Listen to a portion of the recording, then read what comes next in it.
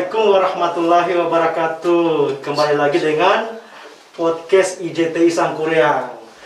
Nah, untuk kali ini IJTI Sangkuriang kedatangan tamu dari Sinergi Foundation dengan Kang Asep. Ya, Kang Asep Irwan ya. Ini Irawan.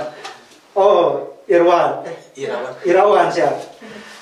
Ya, saya panggil Kang Asep atau Kang Asep aja. Kang Asep aja ya. Ya, sebagai informasi bahwa Kang Asep ini adalah sebagai CEO Sinergi Foundation gitu ya. Nah,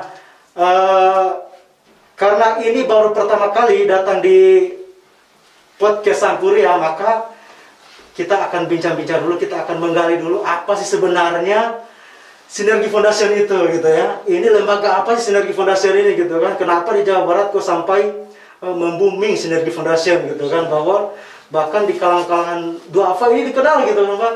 Dikenalnya apa? Dikenal kalau misalnya mau berobat, ternyata di Sinergi Foundation ada katanya. Pingin sekolah gratis di Sinergi Foundation ada gitu ya. Nah, jadi yang pertama pemirsa IJT Sangkuriang itu ingin tahu dulu seperti apa sih sebenarnya Sinergi Foundation ini seperti itu. Nah, mangga Kang Irwan dijelaskan dulu Sinergi Foundation. Bismillahirrahmanirrahim. Assalamualaikum warahmatullahi wabarakatuh. Perkenalkan saya Irawan dari Sinergi Foundation. Sinergi Foundation merupakan lembaga milik umat yang senantiasa menjadi pengembang kreativitas dan inovasi sosial pemberdayaan masyarakat berbasis wakaf produktif dan zakat infak sedekah. Di mana dalam aktivitas utamanya kami mengelola dana-dana masyarakat berupa wakaf, zakat, infak sedekah. Lalu dana-dana tersebut itu dikelola dalam bentuk program, baik di bidang pendidikan, di bidang kesehatan, di bidang ekonomi, dan juga yang terakhir kami mempositioningkan diri sebagai lembaga investasi wakaf. Nah, lembaga investasi wakaf ini terbagi dua, ada dalam konteks bisnis sektorial, ada dalam konteks investasi di sosial pemberdayaan. Oke, baik. Nah, untuk di segi kesehatan nih Kang, di segi kesehatan itu kira-kira misalnya apa aja nih yang sudah dikelola oleh Sinergi Foundation sampai kemudian tadi dikenal gitu kan? Ternyata dikenal karena kebaikan Sinergi Foundation seperti apa nih? Ya, sebenarnya kami sekali lagi statusnya sebagai pengelola, bukan pemilik dana umat ya, tapi hanya pengelola, di mana kami dengan dana yang diamanahkan dari masyarakat itu, salah satu program yang kita create di bidang kesehatan ada namanya Rumah Bersalin Cuma-Cuma. Rumah Bersalin Cuma-Cuma ini sudah hampir 16 tahun di Kota Bandung dan Kabupaten Bandung. Oh, Kabupaten Bandung juga ada ya? Ada di Soreang. Bahkan mohon doanya ini akan dinaikkan statusnya yang sekarang itu klinik Pratama, dinaikkan status menjadi klinik utama. Karena ada yang ngasih tanah wakaf di Kabupaten Bandung di depan di Dukcapil pemerintah Kabupaten Bandung. Yang alhamdulillah sudah baru beres pembangunan mesinnya. Sekarang lagi nunggu proses perizinan untuk dijadikan klinik wakaf ibu dan anak. Nah, Rumah Bersalin Cuma-Cuma ini sepanjang 16 tahun sudah membantu kurang lebih 9.500 anak yang dibantu dilahirkan di sana. Dari mulai pemeriksaan, melahirkan, imunisasi, bahkan KB. Ya, jadi kami KB juga karena kami senantiasa ingin mendukung program-program yang digunakan oleh pemerintah. Oke, baik. Nah, ini kan panjang nih, saya lupa ini menanyakan Sinergi Foundation ini sebenarnya mulai lahirnya itu atau berdirinya itu kapan? Ya, belum ditanya. Kami sebenarnya dulu sejak tahun 2002 mengelola brand Dompet Duafa Bandung. Hanya sejak April 2015 kami sudah dimandirikan oleh Dompet Duafa, sehingga kami menghadirkan nama yayasan langsung, namanya ya Yayasan Semai Sinergi Umat. Tapi yang dikeluarkan secara branding itu adalah Sinergi Foundation. Oke, baik. Nah, tadi kan berbicara masalah kesehatan gratis gitu kan, pendidikan gratis, kemudian ada pemakaman juga gitu kan. Nah, itu kan dana wakaf ya gitu ya. Jadi saya mencatat bahwa Sinergi Foundation ternyata adalah lembaga kemanusiaan yang bergerak di bidang wakaf dan JIS ya. Nah, kira-kira ada nggak sih Kang motivasi atau semangat sehingga kita itu mau berwakaf itu seperti apa sih sehingga orang itu mau berwakaf gitu? Ya, dalam konteks wakaf atau zakat ya, secara hukum memang beda. Kalau zakat hukumnya wajib, kalau wakaf hukumnya sunnah. Tapi dia memiliki fadilah yang sangat luar biasa. Karena kata Rasul, tatkala anak Adam meninggal atau manusia meninggal, maka terputuslah segala amalnya kecuali 3, yaitu ilmu yang bermanfaat, anak yang soleh, dan yang 3 adalah sedekah jariah. Nah, sedekah jariah ini adalah wakaf gitu. Ya, dimana meskipun orang sudah meninggal, pahalanya akan terus mengalir sampai yang berakhir. Jadi itu ya sebenarnya tadi disampaikan bahwa ini wakaf ini ternyata ketika diwakafkan harta benda kita itu, ketika si pemiliknya sudah meninggal ternyata dia masih punya amal jariah gitu ya, akan mengalir terus seperti itu ya. Betul.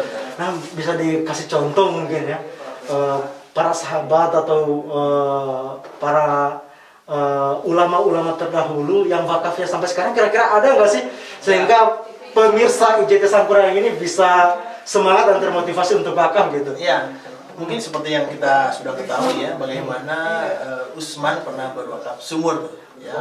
Masih dikenal tuh wakaf sumurnya Utsman gitu, yang masih dirasakan sampai sekarang. Lalu juga Masjid Madinah. Masjid Madinah itu sebagian besar adalah wakafnya dari Rasulullah SAW. Gitu. Kalau yang masih terasa di Indonesia dan itu dari pendahuluan yang masa lalu adalah wakafnya Syekh Bugal, yaitu ulama dari Aceh yang mewakafkan tanahnya, yang sekarang di atas tanah itu sudah berdiri sebuah hotel. Di mana dia ikrarnya begini, hasil dari usaha hotel ini hasilnya untuk jamaah haji Aceh. Maka sejak sekian lama jamaah haji Aceh itu setiap tahunnya suka mendapatkan insentif dari hasil usaha hotel tadi yang diwakafkan itu ya? Nah, kalau dalam kekinian di Sendiri Foundation, alhamdulillah Mei 2009 kami menerima sebuah aset wakaf apotek senilai 1 miliar. Masya Allah. Yang menarik, orang ini belum punya rumah, mobil cuma satu-satunya. Yang diwakafkan apotek senilai 1 miliar dengan margin rata-rata sebulan 20-25 juta. Pertanyaannya, kalau abang seperti itu, rumah belum punya, mau diwakafin atau dibeliin rumah? Kalau saya misalnya normal ini ya, normal aja ya. Normal kalau saya sih, rumah dulu lah ya. Rumah dulu, kemudian mungkin kendaraan mungkin gitu ya, yang ngetren gitu kan. Nah, kami pingin cerita pemirsa IJT Sampurna pingin tahu juga nih cerita-cerita lain kira-kira yang lebih jos lagi gitu kan. Tadi kan apotek 1 miliar, kira-kira ada lagi nggak Kang Asep yang mewakafkan? Motivasi mereka apa sih rata-ratanya? Jadi motivasi mereka memang orang-orang yang berwakaf itu biasanya orang yang sudah usia di atas 50 tahun. Ya, yang sudah sadar ini di masa tua ini mau seperti apa. Mereka menyiapkan bekal untuk pulang. Januari lalu kami baru menerima aset rumah di daerah Gunung Batu. Dekat dari sini tuh. Perumahan elit gitu ya? Elit ya. Itu luas tanahnya 591 meter, luas bangunan 300 meter, mungkin nilainya sekitar 15 miliar. 15 miliar? Lebih dahsyat dari satu. Dari apotek tadi ya? Iya. Ini motivasinya apa? Ya, saya yakin pemirsa IJT Sampurna ingin tahu ini. Skenario Allah dalam H-3 hari Minggu si Bapak ini ingin sholat duha di Masjid Al-Irsyad. Setelah beres sholat duha Bandung Barat, lalu beliau minta waktu sampai sholat zuhur ke anaknya. Habis sholat zuhur pulang, makan siang, habis itu tidur di rumah. Hari Seninnya dia ingin mendengarkan sebuah channel YouTube ceramah yang ditonton ceramahnya Pak Miftah Farid. Judul atau temanya tentang wakaf. Setelah mendengarkan ceramah itu, dia panggil anaknya, kata ke anaknya, "Nak, Bapak mau wakafkan rumah dan tanah yang di Gunung Batu, tolong cari informasi Pak Miftah." Akhirnya hari Selasa sore ketemu Pak Miftah, lalu Pak Miftah nge-WA ke saya, "Siap, ada rumah yang mau diwakafkan, tolong dicek di survei peruntukannya yang pas untuk apa." Itu hari Selasa WA, hari Rabu wakifnya meninggal. Masya Allah, itu skenario Allah yang sangat luar biasa, menyiapkan bekal pulang untuk wakif tersebut. Mudah-mudahan ini menjadi merinding. Ini merinding saya, ini merinding. Jadi luar biasa ya. Tadi ini kan anaknya, dia minta sama anaknya tadi ya. Saya tanggap deh apa yang diucapkan Kang Asep. Apa reaksi atau respon anaknya ketika mendengar bapaknya atau orang tua ini ngomong ingin mewakafkan rumah senilai 15 miliar itu seperti apa? Ya, awalnya cukup kaget ya. karena rumah ini adalah rumah yang penuh sejarah. Dibangun oleh anaknya yang arsitek, dan itu menjadi rumah pertama yang dibangun setelah dia lulus jadi arsitek. Dan di sana banyak kenangan keluarga lah, banyak anak-anaknya yang dinikahkan di sana gitu. Nah, sehingga cukup kaya. Tapi karena anak-anaknya anak-anak soleh, alhamdulillah, ingin mewujudkan niat dan maksud kebaikan dari orang tuanya. Ya. Dan yang paling jadi spirit adalah bahwa dari ceramah itu menyampaikan bahwa harta yang sebenarnya adalah harta yang diwakafkan di jalan Allah. Masya Allah. Inilah modal di akhirat ya Kang Asep. Nah itu ya, itu kemudian cerita-cerita akhirnya tadi sebagai modal di akhirat gitu ya. Tentunya mungkin ada juga ketika berwakaf di dunia dan ada yang didapat di dunia juga, mungkin ada kisah-kisah seperti itu Kang Asep. Kami juga ingin tahu. Ya banyak ya. Banyak, hanya memang dalam konteks kita beramal memang harus diawali dengan niat mencari ridho Allah saja, bukan mencari balasan yang langsung gitu ya. Bahwa Allah sudah menjanjikan itu iya, tapi pastikan saja niat awal kita untuk bersedekah, beramal zareh itu adalah mencari ridho Allah, bukan mencari balasan-balasan yang sifatnya materi gitu. Tapi bahwa Allah berikan balasan, saya sangat aku yakin, dan memang banyak kejadian itu banyak terjadi. Gitu. Pernah mungkin ada ketika dia berwakaf misalnya senilai berapa M, tiba-tiba tidak berapa lama kemudian langsung dapat rezeki yang tak terduga. Mungkin ada cerita seperti itu Kang Asep? Ya, yang apotek itu juga tidak langsung berkembang, bahkan jatuh dulu. Tapi saya melihatnya sebagai tafakur gitu ya, introspeksi bahwa Allah memang ingin membersihkan harta donatur ini sehingga dinolkan bahkan sampai minus gitu karena punya utang. Tapi setelah itu Allah bangkitkan luar biasa. Jadi ini merinding lagi nih. Kenapa saya merinding? Jadi di sini Allah ternyata ketika kita itu niatnya mencari keridhaan Allah gitu ya, maka harta-harta itu dibersihkan. Betul. Jadi tadi sampai jatuh ya? Sampai jatuh, minus soal defisit. Ya, tapi dari defisit itu, tatkala dia sadar dengan apa-apa kekeliruan yang pernah dilakukan, ya Allah justru memang dalam meniatkan untuk membersihkan harta dan keluarganya dari harta-harta yang tidak jelas lagi. Oke, baik. Nah, ada lagi pertanyaan ini. Tentunya zakat ini kan, lembaga zakat ini kan banyak, lembaga wakaf itu banyak ya. Tapi dari runtutan cerita Kang Asep tadi, saya terngiang bahwa ada lembaga pendidikan gratis, kesehatan gratis, ada pemakaman gratis. Gitu ya. Ini kenapa sih termotivasi memberikan yang gratis, ya kan, fasilitas gratis kepada masyarakat, yaitu pendidikan dan kesehatan? Kenapa fokus ke yang dua ini? Ya, perihal pendidikan dan kesehatan ini merupakan kebutuhan dasar, basic need. Mau orang kaya mau orang miskin pasti membutuhkan kedua hal ini. Maka kami di Syedil Foundation tidak akan masuk ke ranah bisnis di dua sektor ini, pendidikan dan kesehatan. Karena kalau kita bicara sejarah peradaban Islam, mungkin kita ada lucunya begini. Zaman dulu itu jangankan orang miskin, orang kaya pun gratis. Nah kalau sekarang jangankan orang kaya, orang miskin pun bayar. Nah kami sebenarnya Syedil Foundation ingin menghadirkan saja, ingin bernostalgia bagaimana dana-dana umat ini dikelola dengan sebaik mungkin, bisa menghadirkan dua sektor yang menurut kami sangat kebutuhan dasar, itu menjadi tidak ada perbedaan antara yang kaya dan yang miskin. Maka di rumah benih cuma-cuma itu layanan mungkin seperti tipe rumah sakit kelas 2 lah, gitu. Karena sangat nyaman. Setidaknya itulah testimoni yang diberikan oleh para member, para anggota yang sudah mendaftar di kami. Hampir sudah belasan ribu yang sudah dilahirkan 9.500. Bahkan ada yang menarik, ada beberapa anak yang dinamakannya kalau disingkat tuh RBC. Saking dia senangnya gembira ya.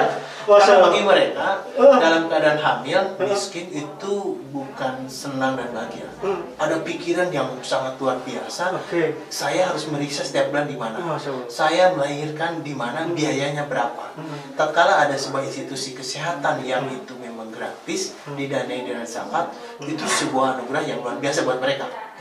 Bahkan ada satu mustahik yang suami istrinya waktu pemeriksaan itu setiap bulan naik sepeda kurang lebih 30 km dari daerah Balena ke Polis. Itu terjadi. Gitu. Saking karena bagi mereka kalau punya uang 10.000 20.000 kan mendingan dipakai untuk kebutuhan makan. Oke, satu lagi nih terkait dengan bagaimana caranya untuk berwakaf di Sinergi Foundation. Ya, kami memberikan layanan ada yang offline ataupun yang online, yaitu dengan mentransfer ke rekening kami ataupun yang silaturahmi langsung, karena kalau bicara wakaf itu butuh edukasi. Ya, tidak serta-merta orang mau berwakaf dengan nilai sekian miliar. Karena yang terakhir kami baru dapat aset tanah di Lembang luasnya 3 hektar, itu nilainya 150 miliar. Gitu.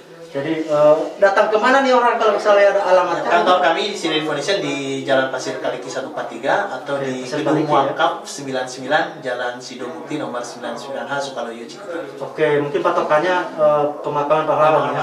Ya. Oke, terima kasih. Jadi untuk perkenalan atau ta'aruf dengan Sinergi Foundation saya pikir sudah jelas. Kalau pemirsa IJTI Sangkuria, podcast IJTI Sangkuria ingin berwakaf gitu ya, maka tadi datang ke Gedung Wakaf 99 di Sidomukti. Nah, atau misalnya mau ada tidak mampu, merasa diri tidak mampu untuk melahirkan, itu ada di mana rumah sakitnya? Ya, kalau rumah bersih cuma-cuma ini untuk pemirsa IJTP di Bandung Raya, kalau ada tetangganya yang merasa membutuhkan fasilitas layanan pemeriksaan dan melahirkan, bahkan imunisasi dan KB secara cuma-cuma, bisa datang ke rumah bersalin cuma-cuma di Jalan Polis 448A atau di Soreang di depan Disduk Capil Kabupaten Bandung. Oke, terima kasih. Itu informasi dari Sinergi Foundation. Terima kasih. Assalamualaikum warahmatullahi wabarakatuh. Waalaikumsalam warahmatullahi wabarakatuh.